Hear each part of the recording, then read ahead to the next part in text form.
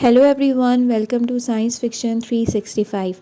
In our previous lecture, we have discussed about colonial organization, unicellular organization, and multicellular organization. Today we are going to discuss the example of these organization. First, we are going to discuss about mustard plants.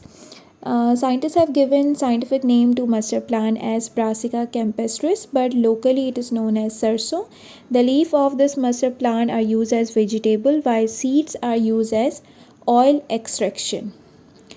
The length of this plant is about 1 to 1.5 meter. The plant has two parts, obviously the vegetative part and the reproductive part.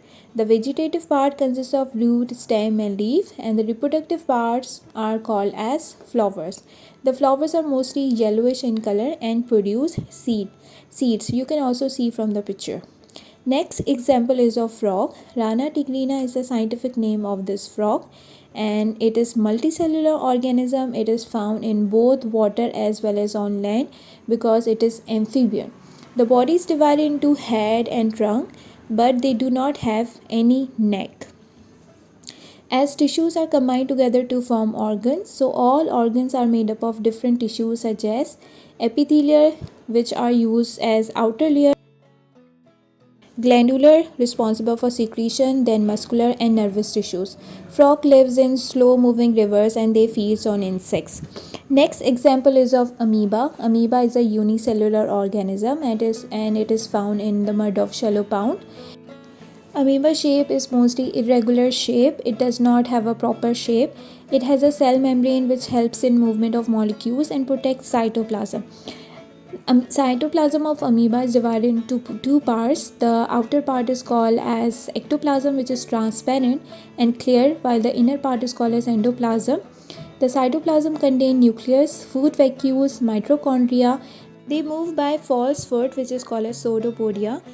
Basically, Volvox is a polyphyletic, which means it belongs from many ancestors. Genus of chlorophyte green algae. And the family of Volvox is called as Volvosia. They are mostly green in color. They does not produce any toxic substance, so they do not harm humans. They form colonies which are mostly spherical in shape, and the colonies are up to 50,000. They live in variety of freshwater habitat, and they were first reported by Antino van Leeuwenhoek in 1700. Volvox is an autotroph, which means they can produce their own food and they can undergo photosynthesis. Volvox have green color due to chloroplasts, which are used in photosynthesis. So these were some example of colonial organization, unicellular organization and multicellular organization.